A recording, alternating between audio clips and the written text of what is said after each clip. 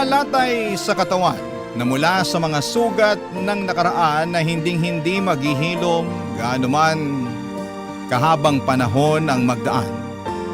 At sa mga sandali na hindi natin inaakala ay magbabalik sa atin ang mga masasakit na alaala. Ikaw kabarangay, meron ka bang masakit na nakaraan? Dear Papa Dudut, hello po, kumusta kayong lahat? Gusto ko lang samantalahin ang pagkakataon na ito para magpasalamat sa inyong programa na Barangay Love Stories. Marami kasi akong napakinggan dito na mga kwento mula sa mga kabarangay natin na kinapulutan ko ng aral at inspirasyon sa buhay. Kaya nga nasabi ko na lamang sa sarili ko na gusto ko ring magpadala ng storya at magbakasakali na maitampok ninyo sa radyo. Pero bago po ako magpatuloy sa pagkukwento ay gusto ko munang magpakilala sa inyo. Ako nga pala si Carlos, 30 years old at taga Pasig City. Nagtatrabaho ako sa isang BPO company bilang isang agent. Sa edad kong ito ay wala pa akong sariling pamilya bagaman meron akong girlfriend, si Sandra, at plano na naming magpakasal sa susunod na taon.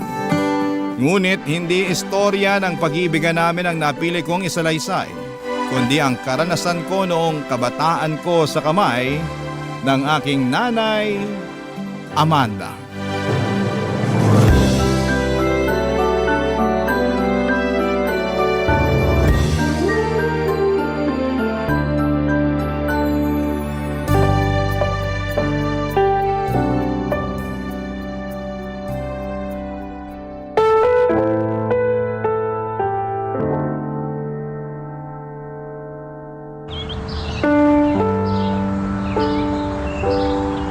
Aray ko, Nay! Aray ko, dahan-dahan lang po! Baka matanggal na yung tenga ko sa lakas ng pagkakailan nyo eh! Kung pwede nga lang tanggalin ko yung tenga mo, bakit hindi, di ba? Wala ka talagang kadaladalang bata ka? Pinahihiya mo akong nanay mo eh! Ay, sorry po, Nay! Bitiwan nyo na po ako, parang awa nyo na! Ayan ang dapat sa'yo! Ayan pa! Ito pa! Aray! Aray ko! Tama na po! Tama na po, Nay! Masakit na po eh! Masakit? Kulang pa nga yan matapos mo akong ipahiya doon sa barangay gunggong ka! Mantakin mo! Kung matino ka ba namang tao eh, bakit ka magnanakaw ng kaning lamig doon sa karinderya ni Aling Odeng, ha? Sige nga! Hindi ko po matiis yung mga kapatid ko na kanina pa nag-iiyakan dahil sa gutom. At sumasagot ka pa talagang lintik ka! Bakit totoo naman po ah? Bakit kayo nananampal? Kung binibilan nyo na lang po sana kami ng pagkain, hindi kami magugutom. Hindi sana ako magnanakaw. Sige, sumagot ka pa. Ano, ha?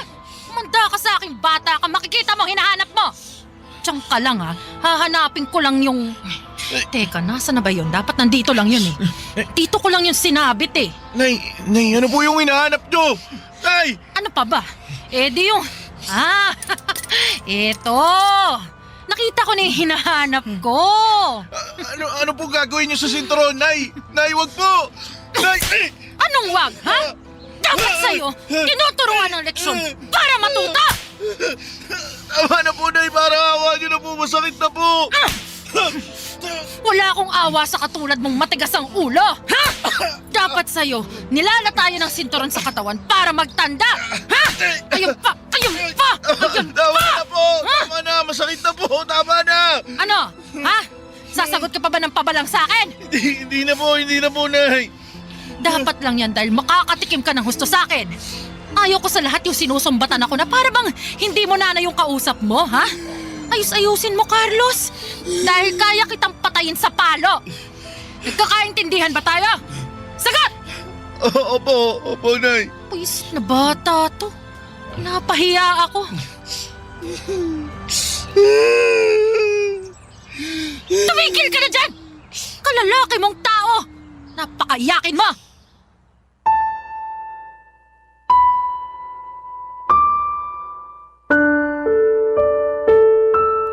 Papa Dudut, habang nagkakaedad ako at ang aking mga kapatid ay maraming pinagkait ang nanay namin sa amin. Una na nga doon ang kaligtasan sa loob ng pamamahay namin. Mabigat kasi ang kamay ni nanay at madalas ay nakakatikim kami ng palo sa kanya. At ang paborito niyang ipampalo simula pa lamang noong maliliit kami ay sinturon. Walang araw na hindi ako nalalatayan ni nanay kaya naman punong-puno ng peklat mula sa sugat na dulot ng hampas at palo niya ang aking katawan. Dahil din sa kahirapan ay wala kaming sapat na makain kaya kinailangan kong kumayod sa pagtatrabaho para may pambili ng bigas at kakaunting ulam. Kung may sobra, pinambabaon ko yon sa eskwelahan. Pumasok ako bilang kargador sa palengke kapalit ng maliit na kita na madalas kulang na kulang para sa pamilya namin. Wala na kasi kaming tatay, iniwan na kami nito matapos mambabae. Si nanay naman ay mabisyo at hindi responsable. Kaya nga bilang panganay papadudot ay lalo akong nagsumikap. Tumayo akong magulang sa dalawa ko pang nakababatang kapatid na babae.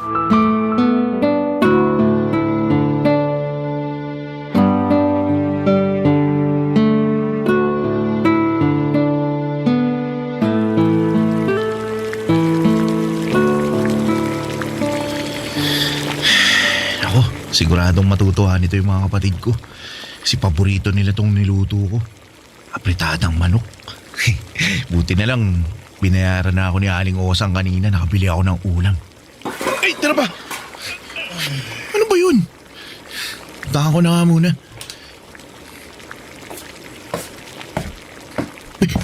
Nay! Ano ba yan, Narciso?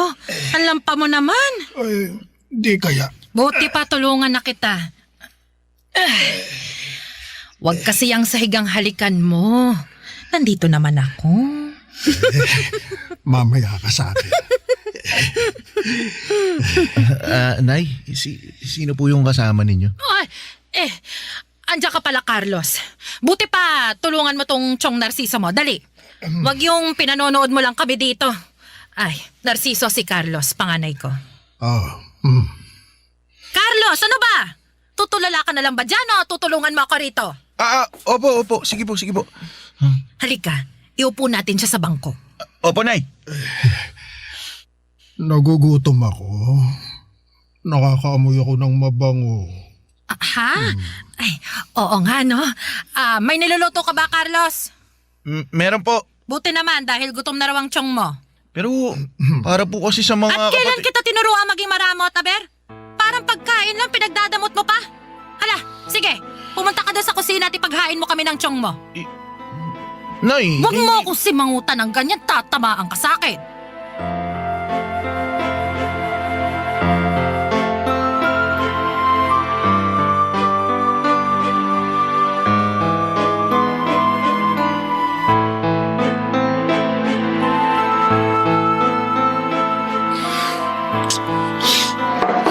Ubus na. Ubus na yung ulam na niluto ko para sa mga kapatid ko.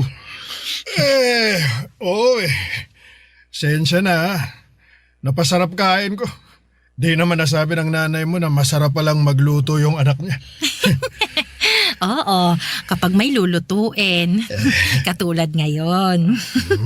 Hindi nyo man lang po ba tinirhan yung mga kapatid ko? Pati yung tinabi ko para sa kanila, kinain nyo rin eh. Aba, parang pagkain lang nanunumbat ka na. Tsaka wala pa naman dito yung mga kapatid mo Di na nila malalaman na nagluto ka. Buti pa, ibili mo na lang sila ng delata. Di naman maaarte yung mga yon. Tsaka, huwag ka nga magsasalita ng ganyan sa Chong Narciso mo. Ha? Matuto ka igalang siya dahil simula sa araw na ito, dito na siya titira sa atin. Carlos. Tama tong nanay mo. Bahay ko na rin to. Bakit po? Kasi boyfriend ko na siya. Siya na ang magiging bagong tatay ninyo. Ano po? Tama. Malapit pa naman ako sa mga bata. Wala kasi akong anak kaya naman ako na ang magiging tatay ninyo, ha? At ayoko sa lahat, yung palasagot at saka yung matigas ang ulo. Tandaan mo!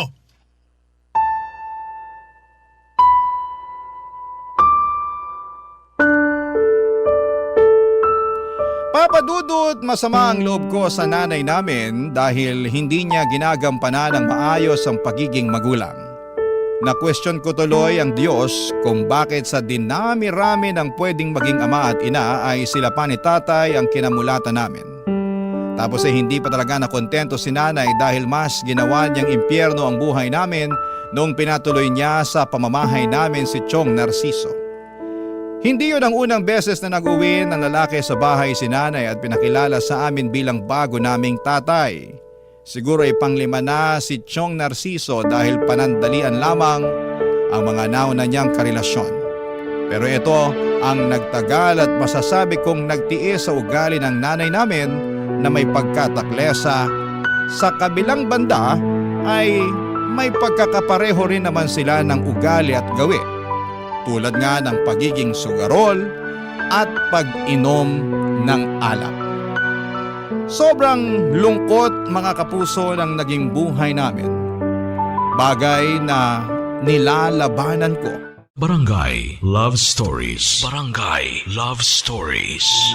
Papa Dudut, mataas ang pangarap ko sa buhay. Sa katunayan ay gusto kong kumuha ng medisina. Pero alam kong suntok sa buwan ang pangarap kong yon, lalo na sa estado ng pamumuhay namin. Kaya naman nakontento na lamang ako na marunong akong bumasa, sumulat, bumilang at nakakaintindi ng kaunting Ingles para hindi ko na hangarin pang makatungtong ng kolehiyo. Tuluyan ko nang pinagtuunan ng pansin ang pagtatrabaho para kumita ng pera. Nangarap ako na makapag-ipon para makabukod na, Papa Dudut. Gustong gusto ko na kasing umalis sa bahay namin dahil pakiramdam ko pag nanatili pa ako ng matagal doon ay masisiraan ako ng ulo. Mapagtiis akong tao. Pero hindi ko na alam kung kakayanin ko pa bang makisama sa nanay at tatay-tatayan ko. Lalo na at mukhang hindi uso sa kanila ang pagbabagong buhay. Kaya naman nagsikap ako at nagdoble kayod sa pagtatrabaho upang makapag-ipon ng pangrenta ko sa apartment. At nagawa ko naman makalipas ang ilang buwan na pagtitiis at pagtitipid, Papa Dudut.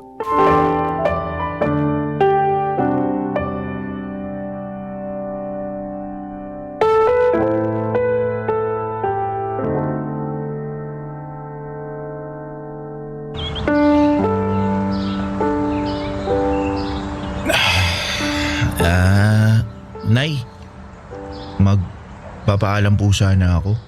Ano yon? Bubukod na po sana ako ng tirahan. Ano ka mo? Bakit? Ayaw mo na ba rito sa bahay natin? Gusto ko po gusto ko pong maranasang mamuhay mag-isa kaya alis na po ako. Oh, saan ka naman pupunta? Magre-renta po ako ng apartment. Kabaliwan. Magrerenta ka meron naman tayong bahay. Hindi nga lang simentado at may konting mga butas sa bubong. Isama mo na rin yung medyo mainit pagtanghali kasi walang kisame pero wala ka namang binabayaran buwan-buwan. Tapos bigla mong gustong umalis at magrenta na lang. Sira ulo ka ba? Ay nako, naghahanap lang yata ng pagkakagastusan niya anak mo eh. Aba mo ka maraming pera. Hindi po, hindi. Bakit ka nga kasi aalis para magrenta? Siguro ayaw mo nang makita ang pagmumukha namin ng nanay mo Aminin mo na lang kasi, Carlos. Totoo ba yon, Carlos? O baka naman, ayaw mo nang mahingan, kaya gusto mo na lang umalis. Ay, nako. Ayan naman ang hindi pwede. Kailangan mo pa rin magbigay ha, kahit hindi ka na nakatira dito sa bahay, Carlos. Bakit po may pinagkakakitaan naman po kayo ni Chong. Ayan, diba? sinasabi ko na nga be. Gusto lang tumakas sa responsibilidad niyan. Yang anak mong yan, Amanda, nako. Ay, nako. Lintik ka talagang bata ka. Kung ano-anong naiisip mong gawin. Ay, kahit kailan sakit ka talaga sa ulo ko. Manong pumirmi ka rito sa bahay natin at maghanap buhay na lang para may pangambag ka. Kita mong di sapat yung pinagkakakitaan namin ng Chong mo. Pa-extra-extra lang siya sa construction, di ba? Ikaw lang ang inaasahan namin na makakapagbigay ng regular. Tapos plano mo pa kaming takasan. Hindi naman po sa ganun. Anong hindi sa ganon? Sinasabi mo lang kanina na may pinagkakakitaan naman kami.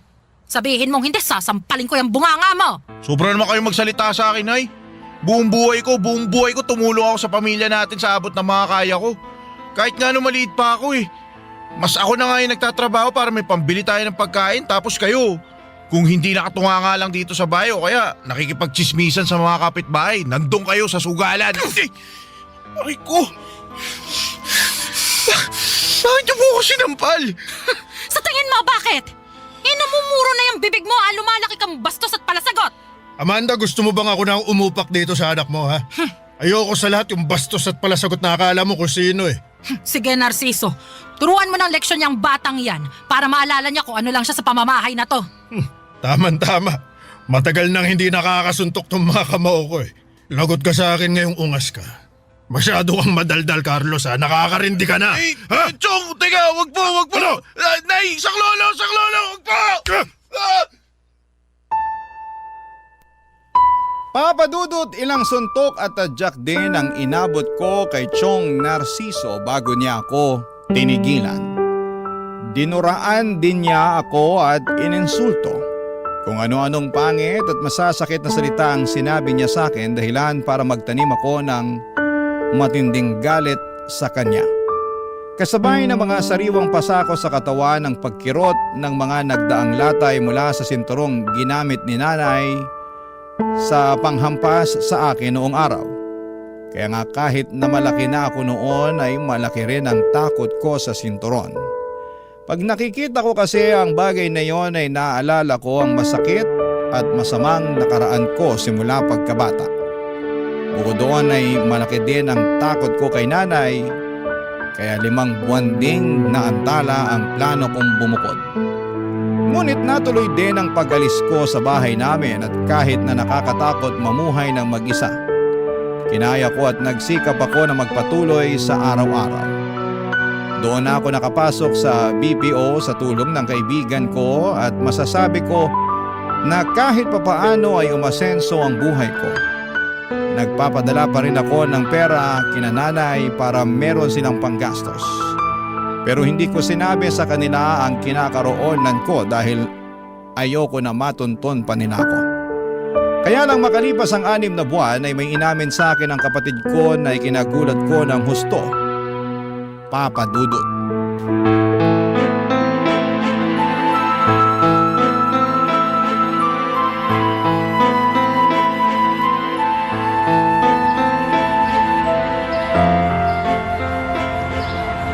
Nasaan na yung Narciso na yun? Ilabas niyo yung taong yun, Nay! Asa na? Ano? Ano bang? Ha? Naghunos-dili ka nga, Carlos! Bakit ka ba nagwawala? Tinanong niyo pa talaga kung bakit? Sa bagay, wala kayong alam o baka naman alam ninyo kung bakit pero wala lang kayong pakialam. Ano ba kasi yon? Asa na yung lalaking yun? Ilabas niyo siya, Nay! Wala rito si Narciso. Umalis siya. Ilang araw na rin. Hindi pa siya umuuwi. Ewan ko nga kung bakit eh. Ano bang kailangan mo sa kanya, ha? Bakit mo siya hinahanap? Malaki yung atraso sa akin ng taong yun. Ano nga ang ginawa sa'yo ni Narciso? Sa akin wala, pero sa kapatid ko meron. Pero dahil wala kakayahan yung kapatid ko na pagbayarin ang hinayupak na yun, ako na lang ang gagawa nun para sa kanya. Ha? Ano bang sinasabi mo? Bakit hindi mo na lang ako diretsuhin? Pinagsamantalahan na kinakasama niyong yun yung kapatid ko, Nay.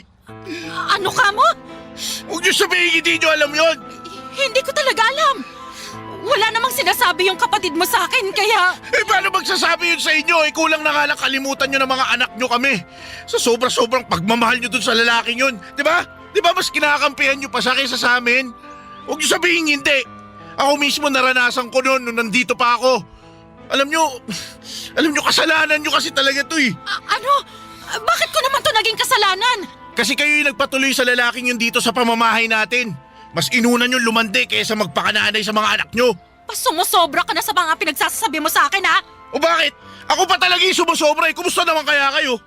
Hoy, ako pa rin ang nanay mo, ha? Kaya wala kang karapatang bastusin ako ng ganyan. At kayo, may karapatan na pabayaan kami simula pagkabata. Hindi dapat ganun yung nanay, di ba? Sa pagkakaalam ko, ang nanay dapat responsable, mapagmahal at gagawin ng lahat, maprotektahan lang ang anak niya. Pero hindi. Kabaliktaran kayo lahat ng mga magaganda at mabubuting katangian na sinabi ko. Yung inyo kasi, pangit at masama. Kaya kasalanan nyo kung bakit napahamak yung kapatid ko eh. Humanda kayo kasi papakulong ko rin kayo. Bakit kasama ako? Carlos naman, huwag mo namang gawin yun. Nanay mo pa rin ako eh. Parang awa mo na, Carlos. Maawa ka naman sa akin. Ayoko mabulok sa bilangguan. Ano maawa? Kayo nga hindi kayo naawa sa amin noon kaya bahala kayo sa buhay nyo. Carlos naman, huwag mong gawin sa akin to. Nanay mo pa rin naman ako. Nanay ka nga namin pero kahit kailan hindi ka naman nagpakananay sa amin. Ano pang saysay na kilalanin ka naming nanay? Sige nga. Wala, di ba? Wala! Papa Dudut, galit na galit ako sa nanay ko dahil pakiramdam ko ay hinayaan lamang niya na mapahamak ang kapatid ko sa kamay ng kinakasama niya. Kaya naman sinisisi ko siya ng husto sa mga nangyari at kinamuhian pagkatapos. Bukod doon ay sinisisi ko rin ang sarili ko dahil mag-isa lamang akong tumakas noon sa poder ng nanay namin. Dapat ay sinama ko pala ang mga kapatid ko at hindi ko sila iniwan. Desidido na ako noong sampahan ng kaso ang tatay-tataya naming si Narciso, kaya lang bigla naman siyang inatake sa puso at tuluyang natulog sa kamatayan. Para sa akin, kulang pang kabayaran yon sa kanyang pagkakasala kaya naman hindi ako tuluyang natahimik. Paulit-ulit kong hiniling na sana'y masunog sa impyerno ang kaluluwa niya. Abot langit ang galit ko sa taong lumapastangan sa kapatid ko. Hindi ko rin naman maihabla si nanay dahil naawa ako nung nakita ko siyang nagluluksa sa biglaang pagkamatay ng kinakasama niya. Pero andun pa rin yung matinding galit sa puso ko para sa sarili kong ina, Papa Dudut. Barangay Love Stories. Barangay Love Stories. Papa Dudut, nagdesisyon akong kuhanin sa poder ng nanay namin ang dalawa kong kapatid. Bagay na mariin niyang tinutulan noong una. Marami siyang sinabi at nagmakaawa siya na kesyo pag umalis kami ay maiiwan na lamang siyang mag-isa. Sinumbatan ko siya na wala naman siyang kwentang nanay at hindi naman niya kami kayang ipagtanggol laban sa ibang tao. Kaya nga naging bingi ako at hindi ko pinakinggan ang panambitin niya. Umalis kami ng mga kapatid ko sa poder niya at pinabayaan siya. Nangako ako sa mga kapatid ko na gagawin ko ang lahat upang mabuhay kami ng payapa. Makaraan nga ang 1 taon ay inamin sa akin ng pangalawa kong kapatid na nakausap niya ang nanay namin at gustong gusto raw akong makita. Nung una ay nagalit pa ako sa kapatid ko dahil pinagbawalan ko na silang makipag-ugnayan ulit sa nanay namin. Pero pinaintindi nila ng bunso namin na kailangan kami ni nanay, Papa Dudut. Kaya nga kahit labag sa kalooban ko, pumayag akong bumalik sa dati naming tirahan at nadatnan ko doon ang nanay namin na may kargang sanggol, Papa Dudut.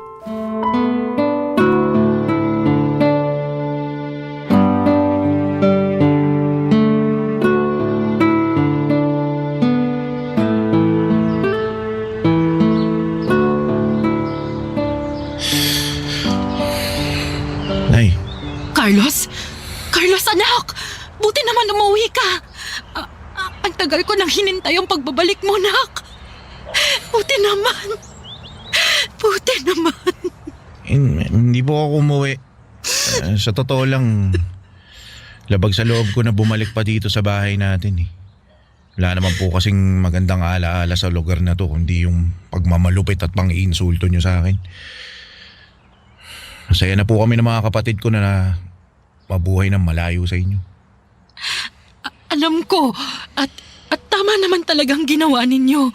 Yung iwan ako kasi hindi ako naging mabuting ina sa inyo. Yung totoo, simula nung umalis kayo ng mga kapatid mo napagtanto ko ang mga pagkukulang ko. At walang araw at gabi na hindi ako umiiyak at nagsisisi sa mga kasalanan ko sa inyo, anak. Lagi kong dasal sa may kapal na sana isang araw umuwi kayo rito sa bahay natin. Dahil hindi ko naman alam kung saan ko kayo pupuntahan. Hindi ko naman alam kung saan kayo hahanapin dahil tuluyan na kayong lumayo sa akin. Pero hindi pa rin ako nawalan ng pag-asa. Umasa ako na magkikita pa rin tayo, na makikita ko pa rin kayo. Kaya nga, araw-araw kong inaabangan ng mga kapatid mo sa eskwelahan nila Gusto ko kasi sana kayong makausap, anak. Gusto ko kayong makita. Para saan pa? Di ba pinabayaan nyo na kami? Noon pa man parang ayaw nyo na sa amin kasi pabigat lang kami sa inyo eh. Tapos ngayon na umalis kami, nagpakalayo-layo. Tsaka nyo kami biglang gusto makita. Mahanap. Para para humingi ng kapatawaran. Ay, wala na ring saysay. Wala na, Nay. Alam ko naman yun pero gusto ko pa rin subukan. At saka nakakahiyaman pero nangangailangan din kasi ako ng tulong eh. Wala naman akong malapitan. Wala akong mahingan. Galit na sa akin yung mga kapitbahay natin, anak eh. Tapos wala naman tayong kamag-anak dito sa malapit. Eh kung ako lang naman kaya ko namang tiisin eh. Yung hirap, yung gutom, yung pag-iisa, kaya kong tiisin lahat yun. Pero kawawa yung anak ko eh. Kawawa yung kapatid ninyo. Kawawa yung anak nyo. Kapatid namin. Oo. Ang baby na to. Kapatid ninyo ang baby na to, Carlos. Nung namatay si Narciso, tsaka ako lang nalaman na nagdadalang tao pala ako. At nakuha nyo pa talagang magluwal ng bata sa mundo na papabayaan nyo lang naman din. Di ko naman ginusto ito eh. Ilang beses, Carlos. Ilang beses ko nga naisip na ipalaglag na lang tong kapatid ninyo eh. Kaya nga kinakain na ako ng konsensya. Tinatalaban pa pala kayo nun? Carlos naman. Alam ko na malaki ang pagkakasala at pagkukulang ko sa inyo ng mga kapatid mo. Lalo na sa'yo. Dahil pinakargo ko sa'yo noon ang responsibilidad ng pagiging isang magulang. Pero wala naman akong naalala na tinuruan kitang maging masama ah. Hindi rin naman likas sa'yo yun kaya nakikiusap ako. Kahit na para na lang sa kapatid mong to. Tulungan mo siya. Tulungan mo kami, nak. Parang awa mo na. Wala na talaga ako ibang malapitan eh. Ikaw na lang. Kaya sana wag mo namang ipagkait sa amin ang awa mo. Papa Dudut, akala ko ay tuluyan ang naging bato ang puso ko ngunit hindi pa rin pala. At napatunayan ko yon noong nakaramdam pa rin ako ng habag sa nanay ko at sa sanggol na kapatid namin sa dati niyang kinakasama na si Chong Narciso. Naawa ko ng husto sa sitwasyon nila at kahit na ayoko na muling pabalikin siya sa buhay ko ay pansamantala kong kinalimutan ang mga kasalanan niya sa amin. Oo, kinupkup ko ang nanay at kapatid ko at pinatira sa nirerentahan naming apartment kung saan naninirahan din ang dalawa ko pang kapatid na babae. Nagsama-sama ulit kami at nakita ko naman ang pagbabago ng nanay ko. Pero hindi pa rin ako ganon kakomportable sa presensya niya. At kahit na ginagawa naman niya ang lahat para mapatunayan na nagbago na siya ay hindi pa rin mawala sa akin ang takot na baka anumang sandali ay maaari niya ulit kaming saktan. Mabilis na lumipas ang maraming taon at nagkaroon ng karamdaman ang nanay namin. Pagkatapos ay na-stroke pa siya, hindi lang isang beses kundi 2 ulit pa. Dahilan para maparalisado ang ibabang bahagi ng kanyang katawan, Papa Dudut.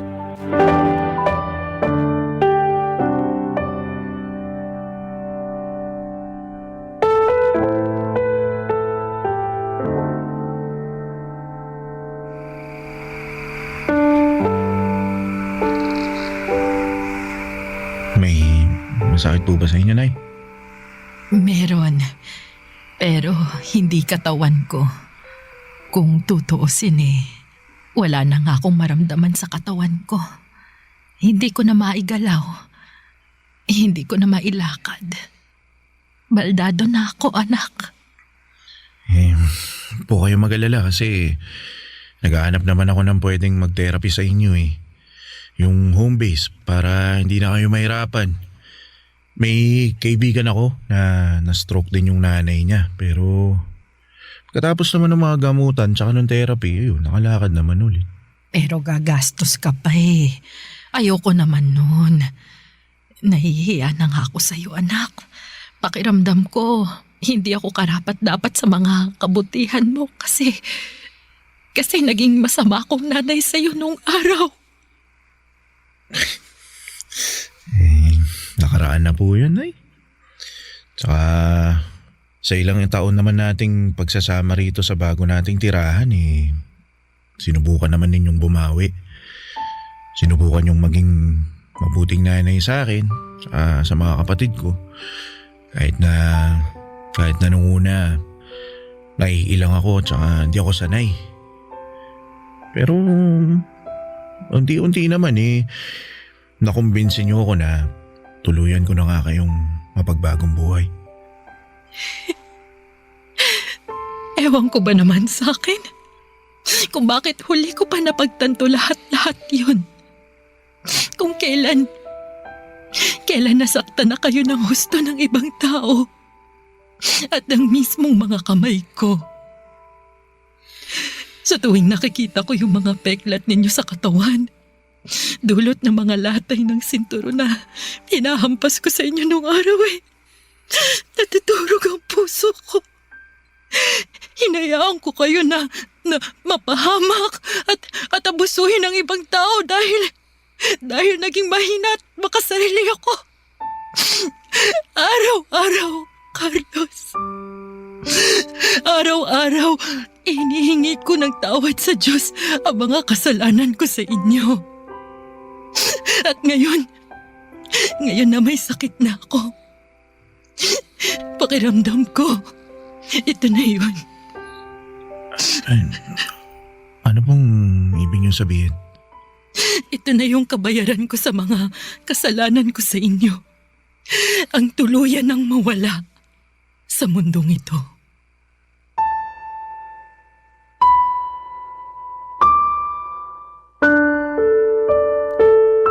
Papa Dudut, nagkaiyakan kami ni nanay matapos ng pag-uusap naming yon. At nung tumahan na kami ay nakumbinsi ko siya na kainin ang dala kong pagkain. Kung noong araw si nanay ang nagsusubo sa akin, pero nang mga panahong yon ay siya na ang sinusubuan ko. Nangako sa akin ng nanay na gagawin niya ang lahat para lumakas nang sa ganon ay patuloy siyang makabawi sa amin na mga anak niya. Kaya lang ditong 2025 lang ay tuluyan nang sumakabilang buhay ang nanay namin. Masakit, malungkot at kahit na may hindi kami pagkakaunawaan noong araw, ay masasabi ko na mahirap pa ring mamatayan ng magulang. Pero masaya naman kaming magkakapatid dahil kahit papaano naranasan at naramdaman namin ang pagmamahal ng isang ina. Isang ina na bumawi sa kanyang mga pagkukulang. Maraming salamat po, Papa Dudut, sakaling mapili po ninyong itampok sa programa ninyong Barangay Love Stories ang storya ng buhay namin. Nawa ay kinapulutan po ito ng aral at inspirasyon ng mga kabarangay natin, lalong-lalo na po ang mga magulang. Hiling ko lang na tratuhin ninyo ng tama, mahinahon at may pagmamahal ang inyong mga anak. Gawin ninyong ligtas ang tahanang kalalakhan nila dahil yon ang magsisilbi nilang pahinga pag binalikan nila ang mga ala-ala ng nakaraan sa tuwing nakakaramdam sila ng kapaguran sa buhay na ito. God bless and more power po sa inyong istasyon. Ang inyong forever kapuso at kabarangay, Carlos. Uy, kabarangay! Agree ka ba sa ending ng ating Barangay Love Stories na ito?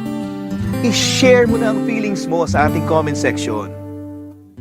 Ang mga kwento ng pag-ibig, kwento ng buhay, at kwento ng pag-asa dito sa Barangay Love Stories. Love Stories.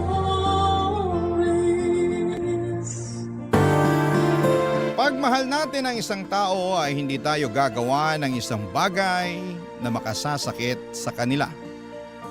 Aalagaan natin sila at gagawin natin ang lahat upang tuparin ang ating mga pinangako. Ikaw, kabarangay, paano mo na ipapakita ang pagmamahal mo sa iyong karelasyon? Dear Papa Dudut, may mga pag-ibig talaga sa buhay ng tao na dumarating sa isang pambihirang pagkakataon.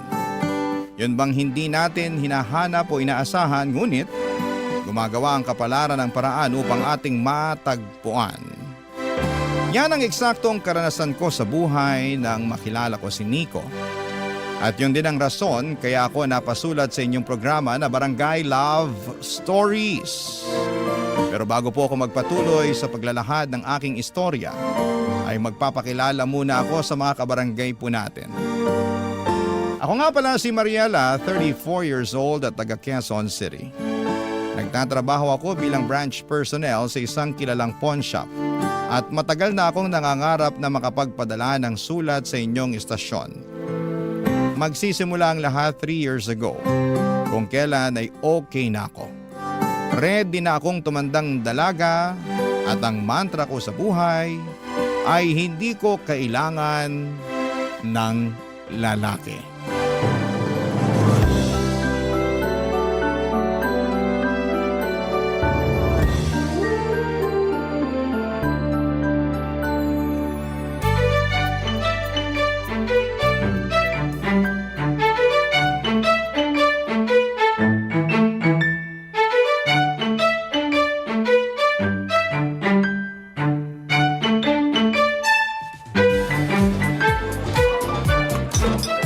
Alam mo, buti pa.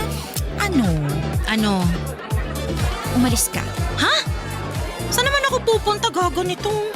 Gaga ka rin pero dun sa sa dance floor. Sige na, sumayaw ka. Go. Igalaw mo yung katawan mo.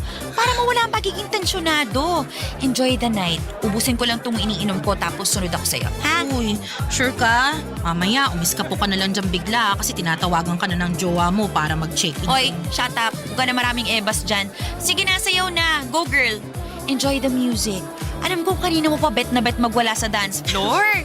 Sige na nga, ito na, ayan. Uy, sumunod ka, ha? Kung hindi, lagot ka sa akin. Oo, susunod ako. Sige na, go na. Bye. Okay.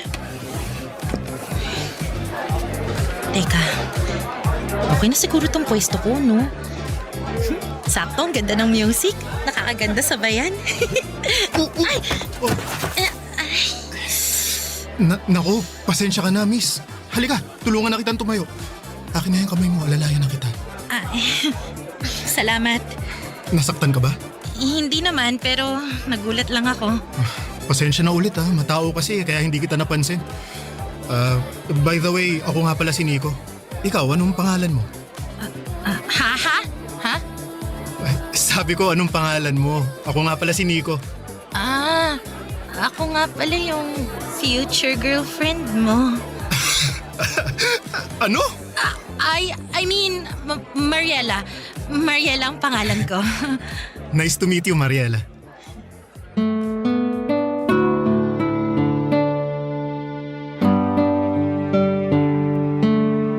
Papadudot nung nakita ni Feby ang eksena ay agad na rumampa ang kaibigan ko papunta sa dance floor. Hindi para sumayaw kundi para pasimple akong itulak at bungguin papalapit kay Nico. Good catch na raw kasi ito, guwapings at mabango. Kon todo iwas naman akong madikit sa lalaki na noong ko pa lamang nakilala kesyo natatakot ako na baka meron itong kasamang girlfriend na nasa paligid at pag nakita kami ay bigla na lamang akong sabunutan at iskandaluhin. Pero sa awa naman ng Diyos ay wala naman. Bago kami naghiwalay ni Nico ay kinuha niya ang number ko at tinext ako. Doon na nagsimula ang aming komunikasyon. Foreigner si Nico pero lumaki siya sa Pilipinas kaya marunong siyang magtagalog. Masasabi ko na gwapo, matangkad, makisig at malakas ang apil niya. Hindi nagtagal ay niyaya niya akong lumabas para makipag-date. Tapos ay nasundan pa yon ng marami pang date hanggang sa nagtapat na siya ng pag-ibig niya sa akin. Nung naging kami, masasabi ko na isa yon sa mga pinakamasayang sandali ng buhay ko.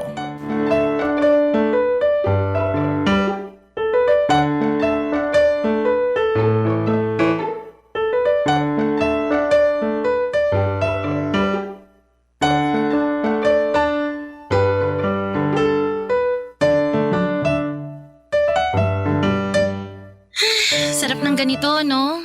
Hmm? Yung magkasama lang tayo rito sa apartment ko. Nakahiga ka sa lap ko habang nanonood tayo ng paborito nating movie. Ganun.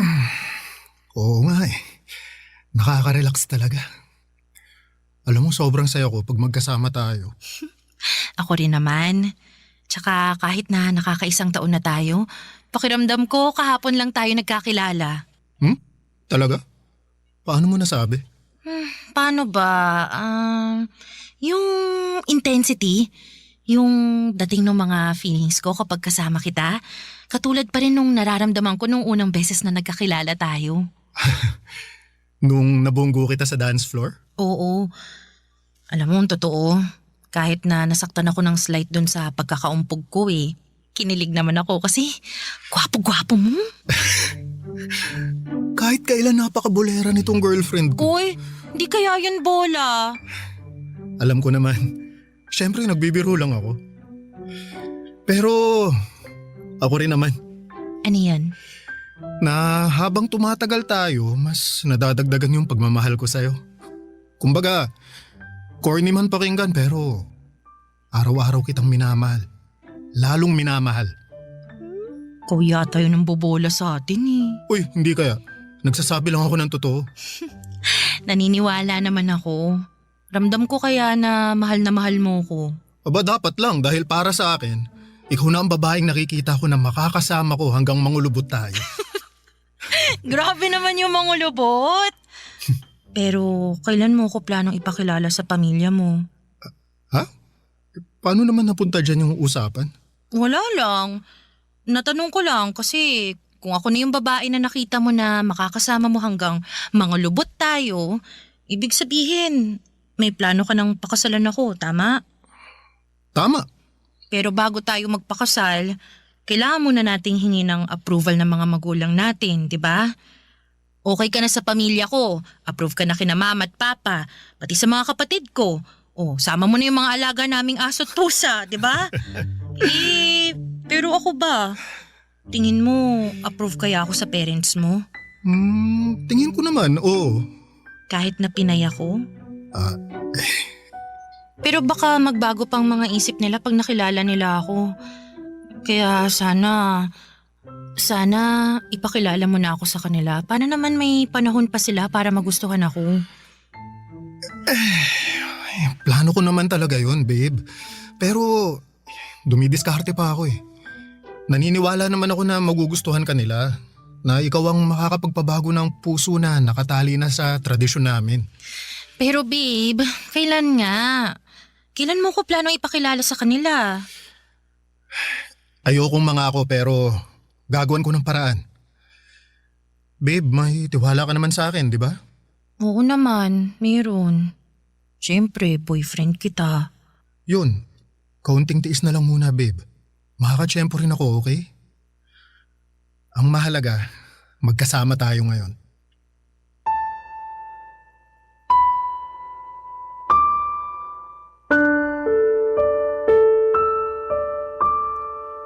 Papadudod sa loob ng isang taon ng pagiging magkasintahan namin ni Nico ay never niya pa akong pinakilala sa pamilya niya.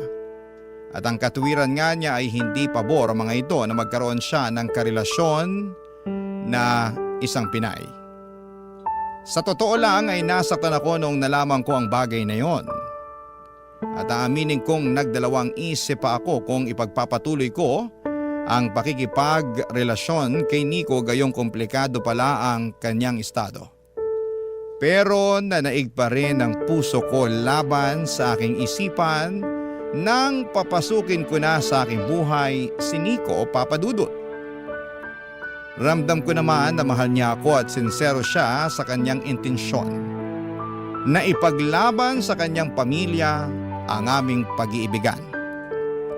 Baka ako lang talaga ang may problema dahil naiinip na ako ng mga panahong yon. Kaya nga agad-agad kong sinaway ang sarili ko at pinakalma.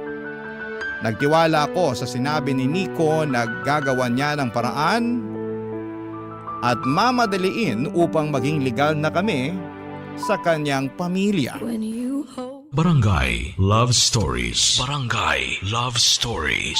Papadudot masaya naman ang aming relasyon, Nico. Malaga siya na klase ng boyfriend. Malambing, kuwela at maginoo.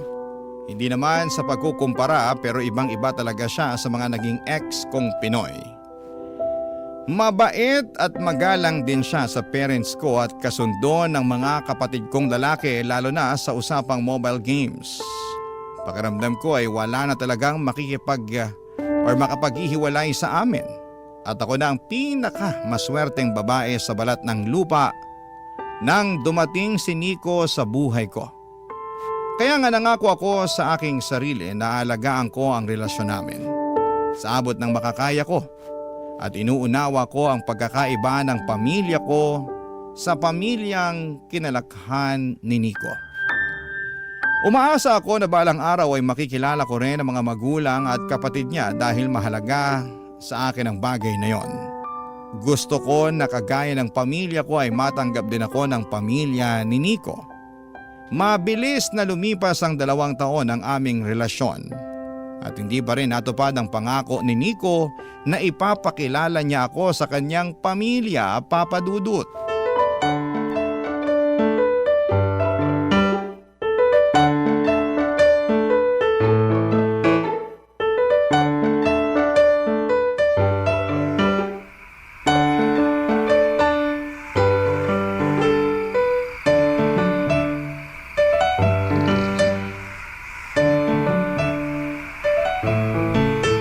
Pwede pa naman siguro tayong mag-celebrate, di ba?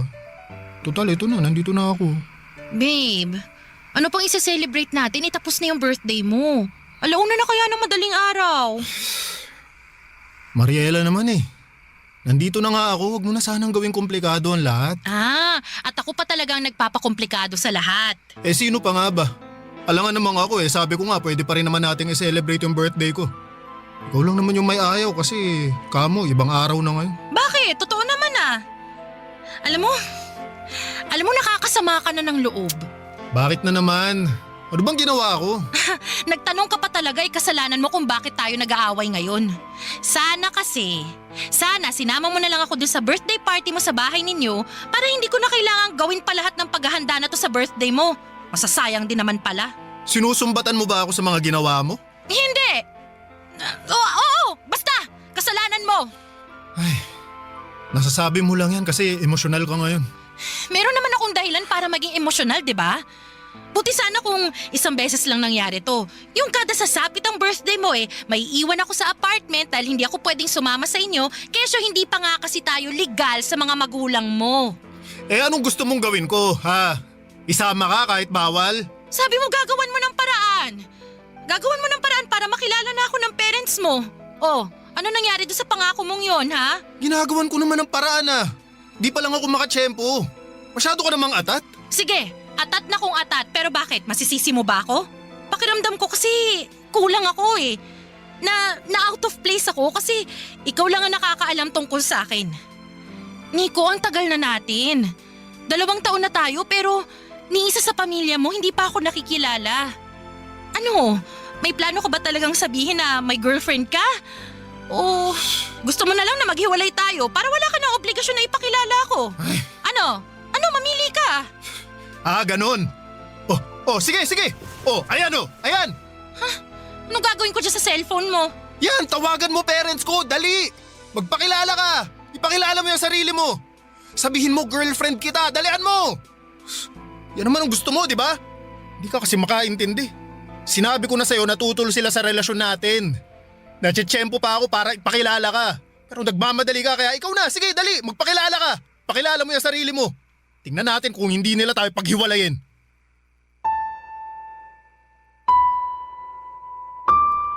Papadudot, sumama talaga ng husto ang loob ko kay Nico. Lalo't nakita ko na parang binabaliwala niya ang nararamdaman ko.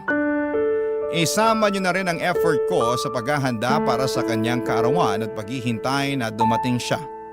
Oo, hindi naman niya hiningi o sinabi na maghanda ako pero gusto ko ngang gawing espesyal ang pagse-celebrate namin ang araw ng kapanganakan niya.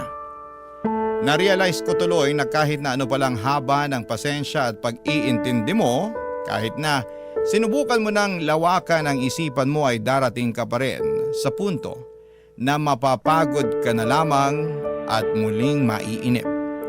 Tingin ko kasi walang usad, walang progreso ang pangako ni Nico sa akin na ipapakilala na niya ako sa kanyang pamilya. Hindi niyo ako masisisi at feeling ko kasi ay hindi ako nag-i-exist sa buhay ng boyfriend ko. Lalo na nga at walang kahit na sino sa mga kamag-anak niya ang nakakaalam tungkol sa akin.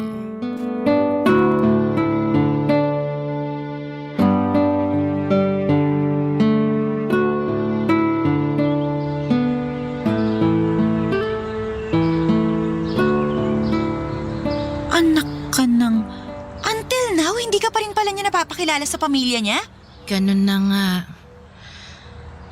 Tapos ayun, nag-open up ako sa kanya tungkol doon. Tapos nagalit siya. Sinabihan pa ako na atat. Eh di nagalit din ako. Nakaka-offend kaya. Sinabihan ko siya na mamili siya. Ipapakilala niya ako sa pamilya niya o magbe-break kami. Tapos, Ayun, binato niya yung cellphone niya sa akin. Tawagan ko raw yung parents niya at ipakilala ko yung sarili ko. sira ulo pala yan eh. Pero ano, ginawa mo ba? Siyempre hindi. Natatakot kasi ako dun sa sinabi niya na paghihiwalayan daw kami ng parents niya. Alam ko naman daw na di sila pabor sa relasyon namin. Na tumitsyempo lang siya para maipakilala ako.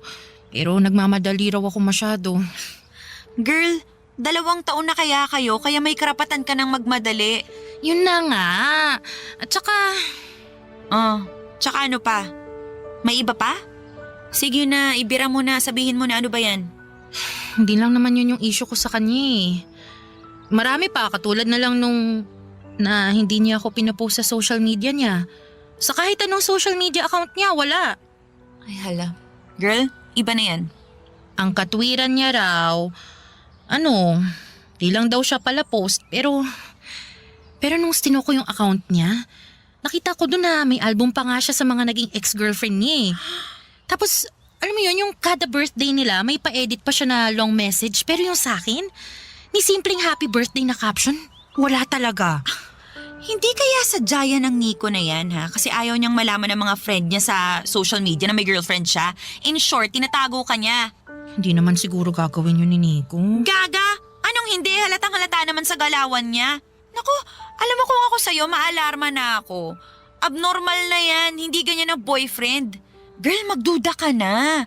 Baka may tinatagong baho yung jowa mo. Eh di ba masyado siyang masikreto?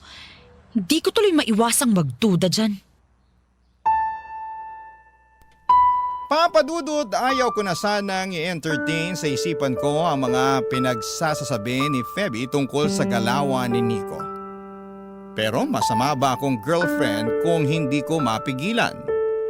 Naiiyak na lamang talaga ako habang pinakikinggan ang pangre-real talk ng kaibigan ko. Ang sakit-sakit sakaling totoo lahat ng mga sinasabi niya. Hindi pa ako handang maging single noon dahil sobrang mahal ko po si Nico Papadudot. Kaya para hindi ako mabaliw ay sinantabi ko na lamang ang mga posibilidad na ganito na ganyan si Nico. Kaya kahit 2 taon na kami ay hindi pa rin niya ako nagawang ipakilala sa pamilya o mga kaibigan niya. Pinagpatuloy pa rin namin ni Nico ang aming relasyon. Nakontento ako sa kung ano na lamang ang kaya niyang ibigay at pinigilan ko ang aking sarili na maghanap pa ng hihigit pa doon, Papadudot. Barangay Love Stories. Barangay Love Stories. Papadudot, nung sumapit ang 3 taon namin sa aming relasyon ay umasa akong magbabago ang takbo ng lahat.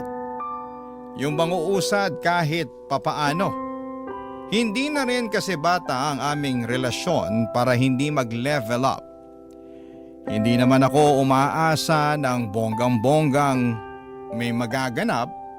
Ang gusto ko lang ay katulad pa rin ng matagal ko nang gusto 2 years ago. At yun ang mapakilala ako ni Nico sa kanyang pamilya. Kaya lang parang hindi na yata mangyayari yon dahil napansin ko na lamang na tumigil na si Nico na mag-effort na mangyari ang mga bagay na yon. Hindi na kasi niya nababanggit kapag tinatanong ko siya. Iniiba rin niya ang usapan. Tapos nararamdaman ko na lang na hindi na siya ganong kalambing. Para bang may nagbago sa kanya na hindi ko mawarian ng mga panahong yon. Aminin ko sa inyo, Papa Dudut, na natakot po ako. Baka yun na kasi yung tinatawag nilang 3-year itch sa isang relasyon kung saan ay sumasapit yung pagkabagot, yung walang pag-usad at nagsisilabasa ng iba't ibang problema ninyo sa isa't isa. Dahil tapos na ang honeymoon phase ng inyong pakikipagrelasyon.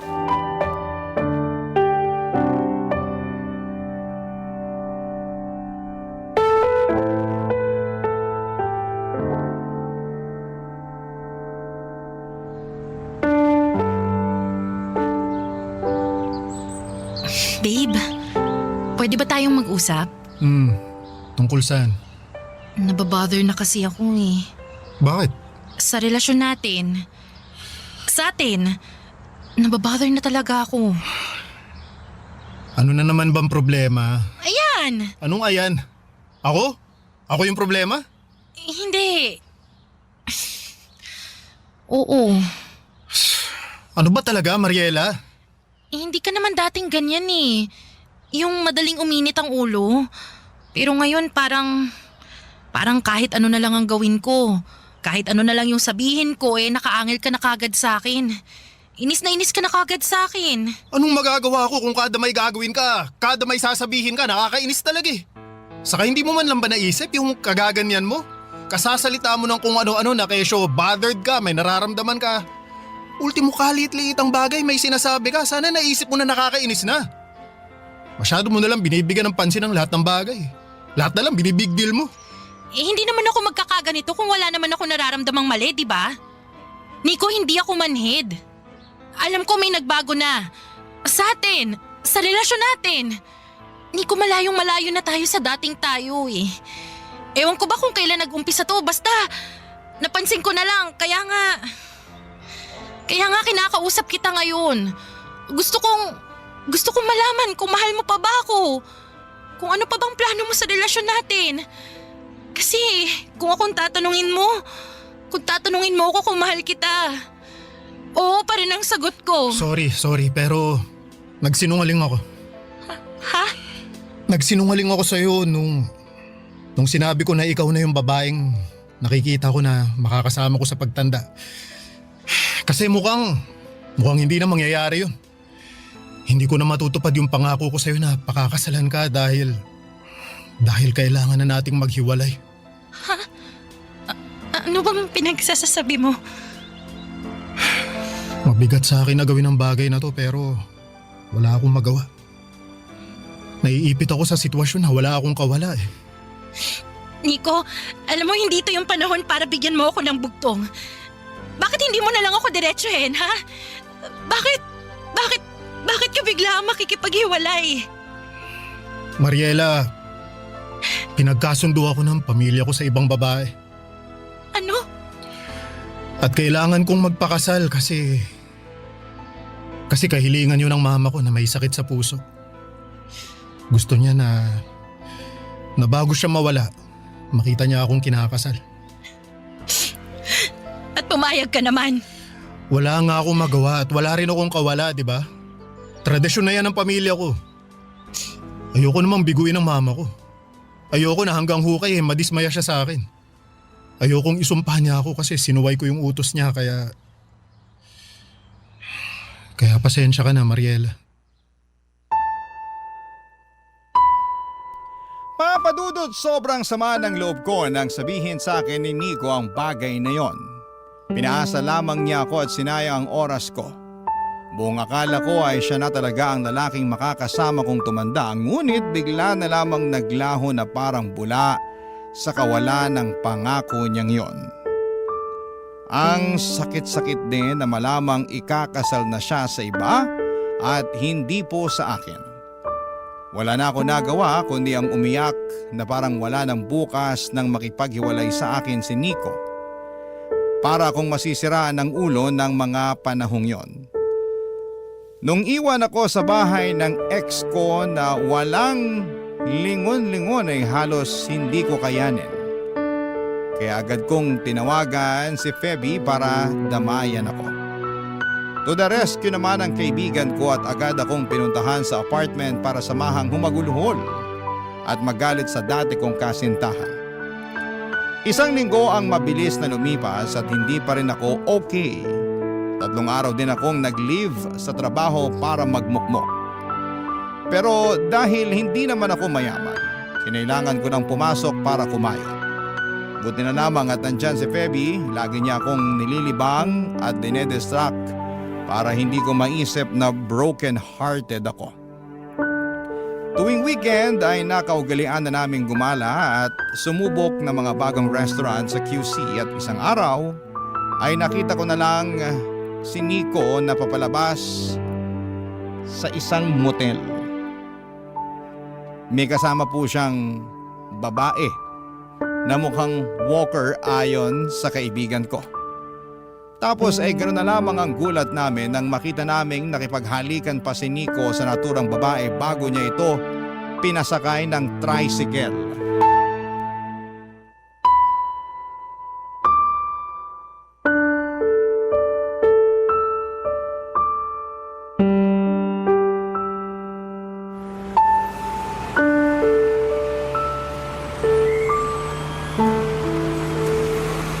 Walang hiya ka, Nico!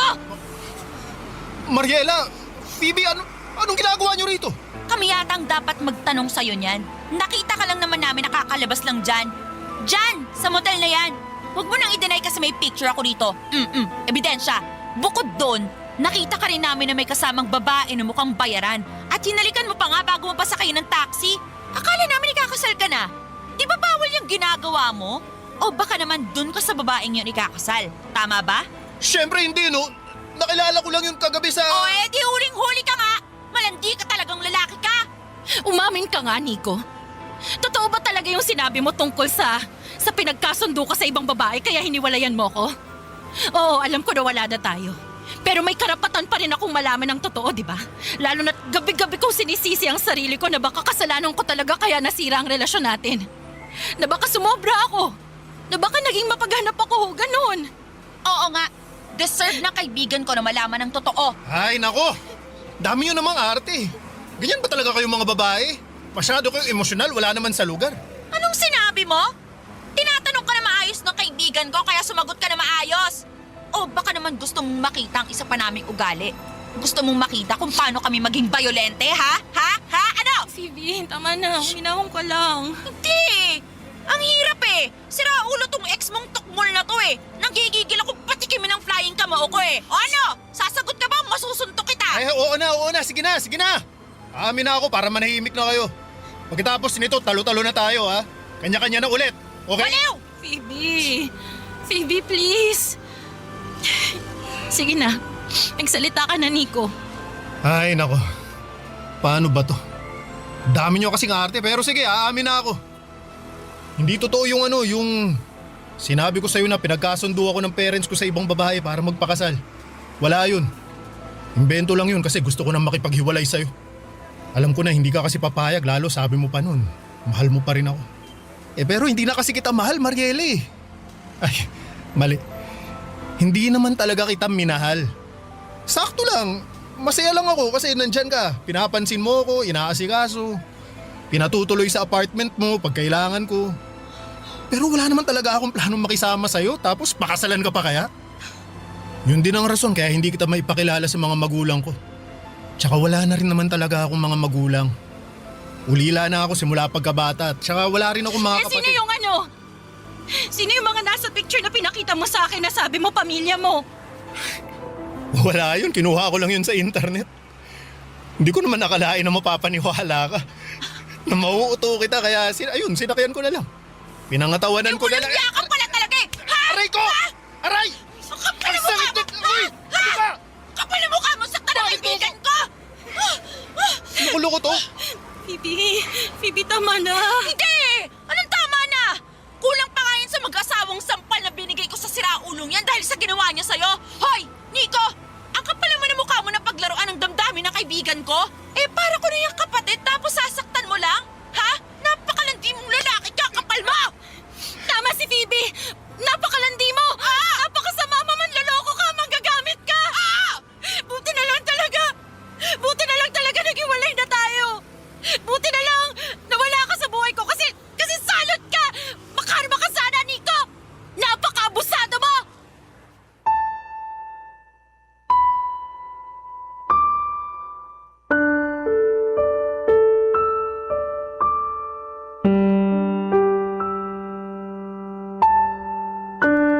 Papadudot, isa lang ang masasabi ko, ang kapal na mukha ni Nico na paikutin ako. Napaniwalain ako sa drama niya at bilugin ang ulo ko. Ako naman ay masyadong naniwala at naging utu-uto kaya nahulog ako sa patibong niya. Nakakapagsisi na nagsayang lamang ako ng 3 taon kasama ang huwad na katulad niya, pero pinagpapasa Diyos ko na lamang ang karma na pupwedeng ihatol sa kanya, Papadudot. Sa kasalukuyan ay nagmo-move on pa rin ako. Masasabi ko na marami akong aral na natutunan sa karanasan kong ito. May mga araw na nakakausad ako, pero may mga gabi rin na bumabalik pa rin sa umpisa ang lahat. Ganon naman ang paghilom, hindi ba? Hindi diretsyong daan, lubak-lubak. Maraming liko at kung minsan ay nakakaligaw. Pero naniniwala ako na makakausad ako at magiging maayos din ang lahat. Hanggang dito na lamang po ang sulat ko, Papadudot. Maraming salamat sakaling mapili po ninyong i-area ang istorya ko sa Barangay Love Stories. God bless and more power sa inyong istasyon. Ang inyong forever kapuso at ka-barangay, Mariela.